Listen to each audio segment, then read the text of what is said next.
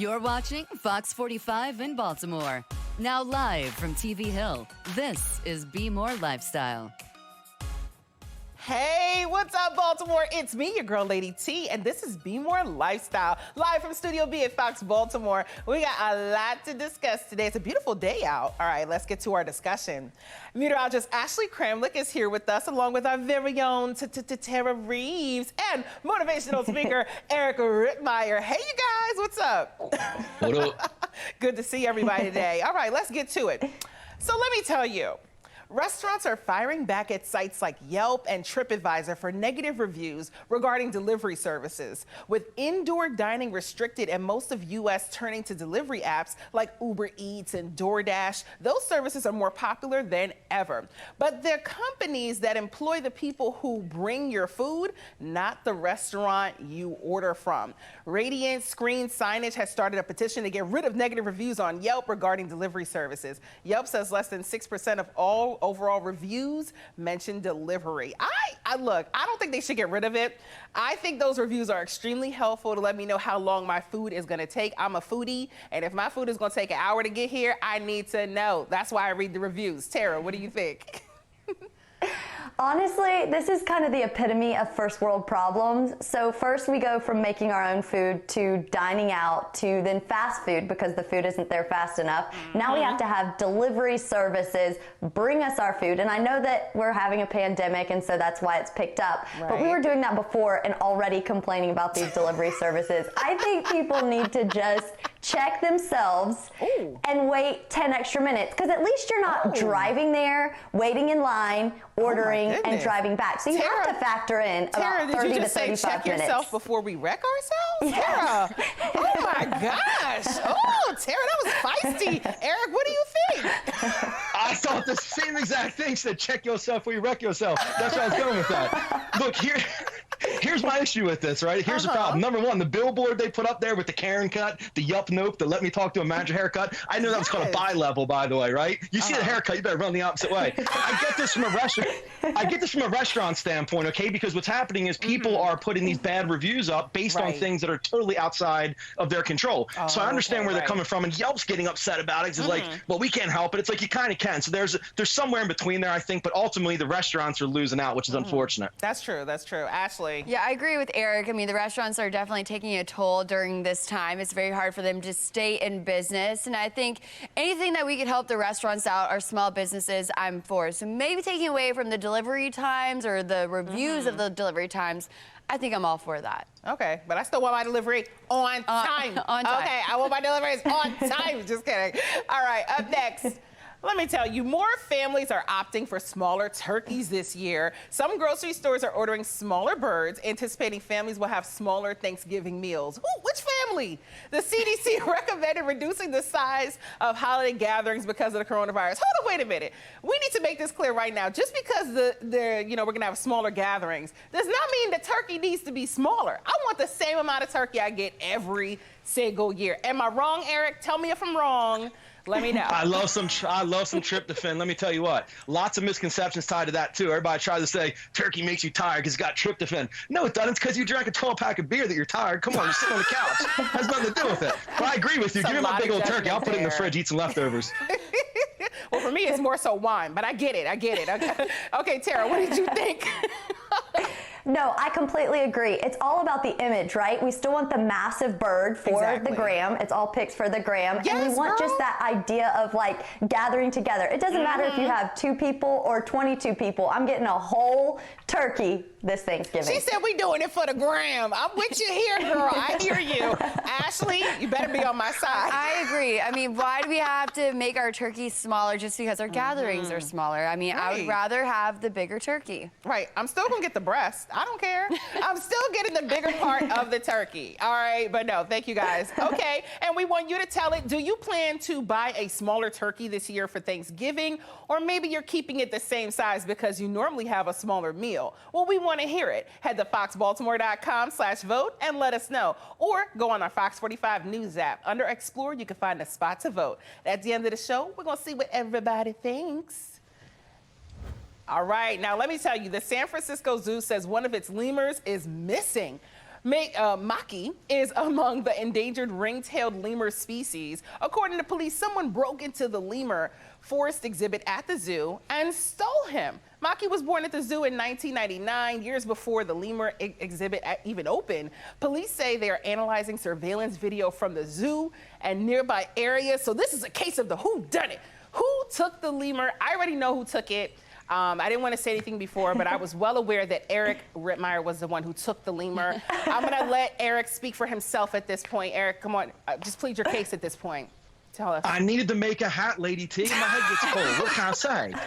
I mean, come on. This is the thing I love about learning this stuff. Like lemur, I know what a lemur was. What's a lemur? I look it up. It's like it's a car. It's a meal. I don't know. Lemur. I don't know anything about it.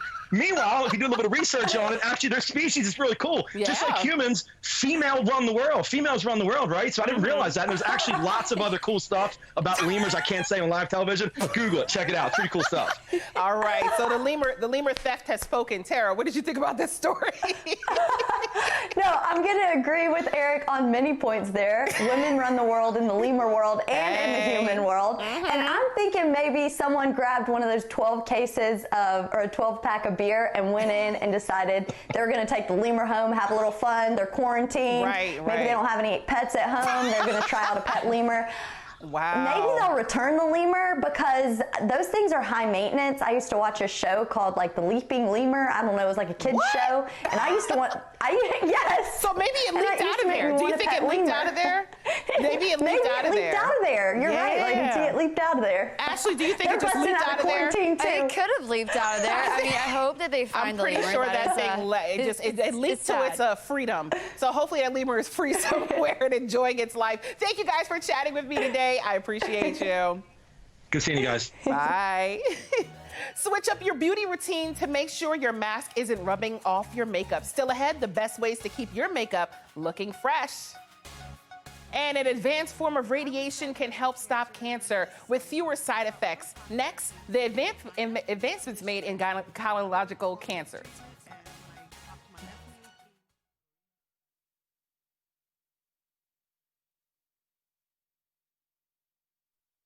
You're watching BMORE Lifestyle. This BMORE Lifestyle segment is sponsored by the Maryland Proton Treatment Center. Every 5 minutes, someone is diagnosed with some kind of gynecological cancer. That's according to the Foundation for Women's Cancer. If you are diagnosed, there are steps you can take. We have a doctor here with us today that's an associate professor of radiation oncology at the University of Maryland School of Medicine. And he is joining us today to talk about proton therapy and gynecological cancers. Hello, doctor. How are you? I'm doing good. How are you doing today? I'm doing well. I'm so excited to have you on. So can you talk to us about this? Absolutely. So proton therapy is a very advanced form of radiation therapy that has some unique benefits, which gives us an opportunity as radiation oncologists to treat the cancer more effectively and reduce the risk of side effects. It's to give you simply a background. Standard radiation when patients get is X-ray based radiation therapy, which can be targeted to a portion of the body, but it penetrates through and through, and that results in excess radiation going to the surrounding structures. Protons, on the other hand, is a very different form of radiation therapy that can be targeted, and we can make it stop at a precise depth in the body. And as you see here, and that can result in reducing excess radiation surrounding normal organs. Okay. And how effective is this? So good question. And it is an area of technology that has been used for many, many decades. And the technology of proton therapy has continued to advance. Depending upon different types of cancers, there is increasing number of clinical studies and institutional experiences that have shown very promising efficacy of the treatment, not just in controlling the cancer, but also in reducing the risk of side effects from radiation treatment. Okay, so with this being your area of expertise, can you tell us some situations where, you prefer to use proton therapy over standard radiation? Absolutely. I'll take this opportunity to highlight that September was the Gynecological Cancer Awareness Month, and we are in the Breast Cancer Awareness Month. So just a quick plug-in for all the ladies listening to the session, advice from your neighborhood doctor that ask your doctor for a pap smear and ask whether you need a mammogram. But moving on, specifically for proton therapy and focusing on women's cancer, we use it for a wide variety of situations, specifically like in breast cancer.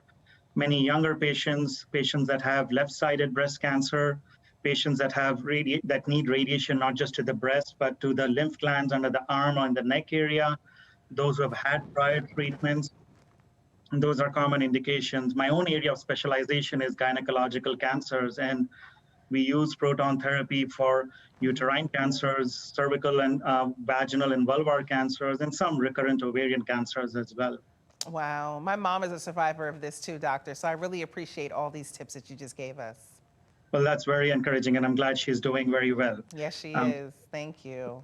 All From right. the proton therapy, then for gynecological cancers, one thing that I would also highlight is we at the Proton Center have some unique technologies to be able to treat our patients effectively. We especially use it for ladies who are also going to get chemotherapy, which comes with excess risk of side effects, and proton radiation can help minimize those, whether that's radiation side effects to the bowel, to the bone marrow, and other pelvic and abdominal organs.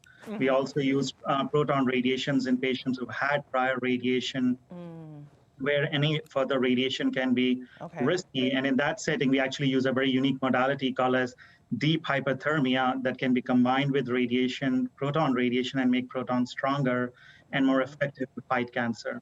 All right. Well, you guys heard it here first. Proton therapy. Thank you so much, doctor. Absolutely. Find your new favorite spot for dinner or maybe just a cocktail. BMORE Eats and Drinks takes us to a new spot just ahead. And keep some sense of normalcy while also wearing a mask. How you can keep your makeup looking fresh even with half of your face covered.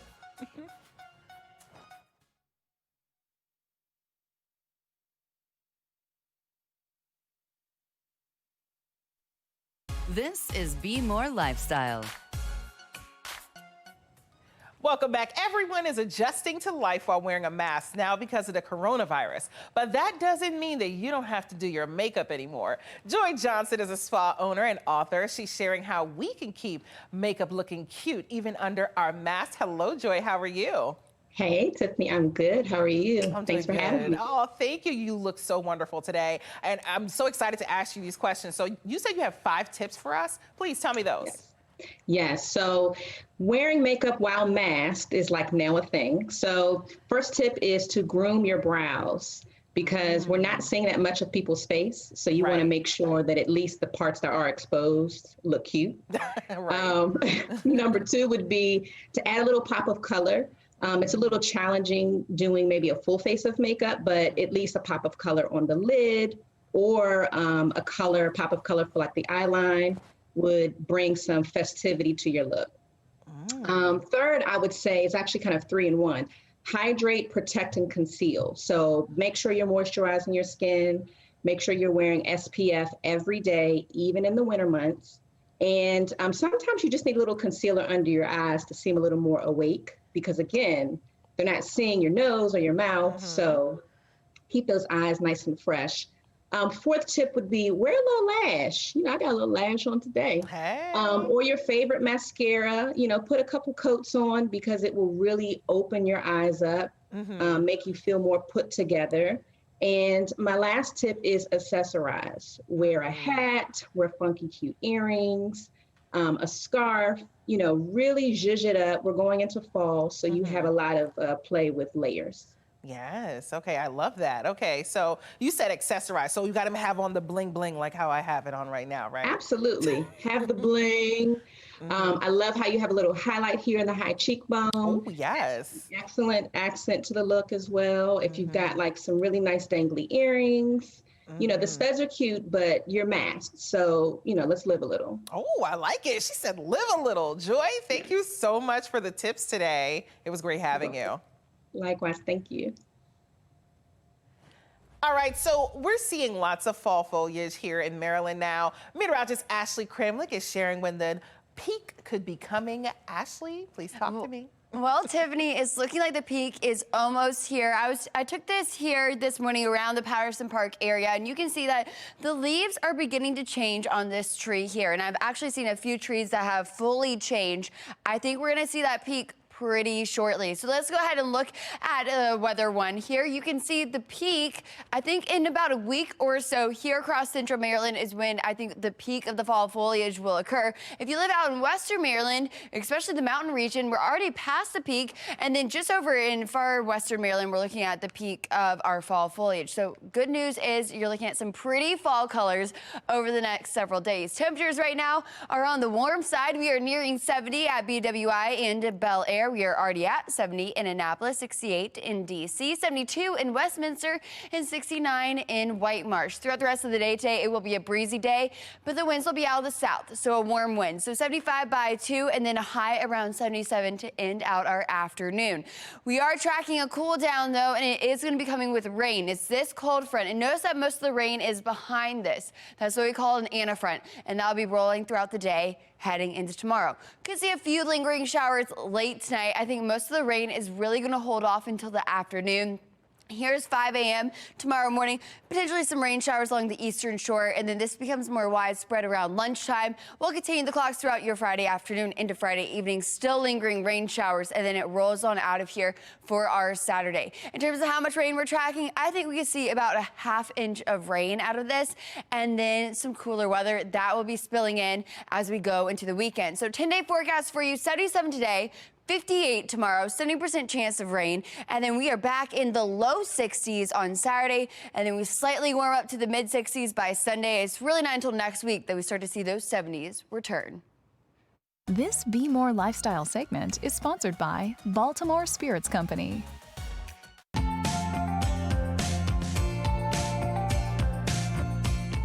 Hey Baltimore, it's me, Lady T. Thanks to Baltimore Spirits Company, we're here at the Union Collective on West 41st Street in Baltimore for our BMORE Eats and Drinks segment.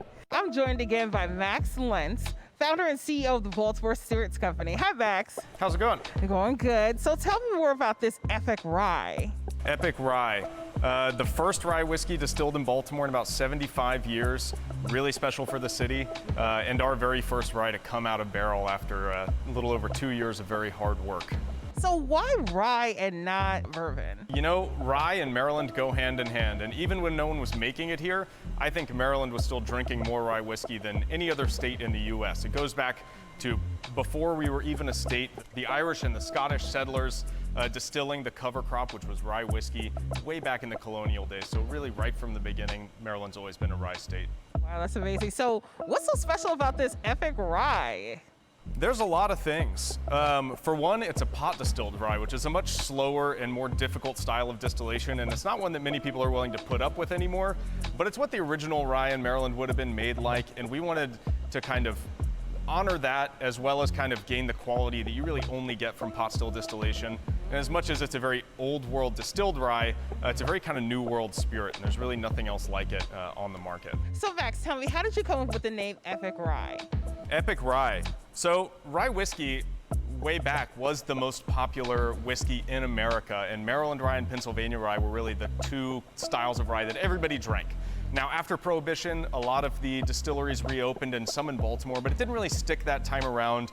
Bourbon kind of took over through the 50s and 60s, through the 80s. But rye whiskey is making a comeback, and not just a comeback across America and people drinking it, but with Epoch Rye, it's officially come back to its native home in Baltimore. So we feel like this is a new age, a new epic for rye whiskey. So Max, tell me, how much rye whiskey did you guys produce every day? So these bottles that are coming out now are from whiskey we made almost 3 years ago now, because of the way whiskey works. And we were only making 2 to 3 barrels a month at that point, so not much. But as you can see behind us, our inventory has grown, and now we're making 20 to 24 barrels a month. So give me another couple of years, and this won't be a rarity. You're going to see it all over the place. So Max, tell me, where can we find out more information? So Epoch Rye Whiskey is available here at the distillery, as well as out on the market. You're starting to see it seep out into liquor stores, which is great. We are at Balt Spirits Co. on all social media, and you can always go to baltimorespiritsco.com for everything else. Awesome. Thank you, Max, for joining us. We look forward to learning more about Baltimore Spirits Company. This BMORE Lifestyle segment is sponsored by Baltimore Spirits Company. Next, do you plan to buy a smaller turkey this year for Thanksgiving? Let us know. Go to foxbaltimore.com/vote.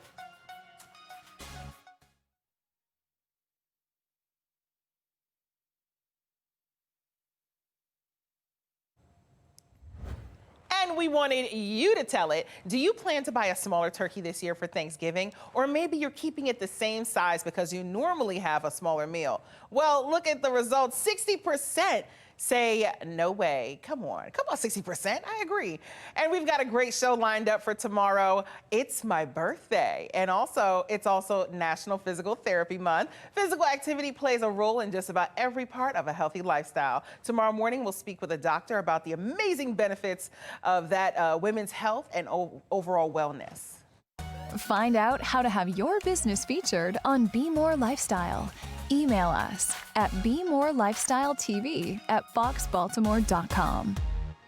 Baltimore, thank you so much for inviting me into your home. Make sure you join me for my B-Day show tomorrow. I'll see you guys soon. Bye.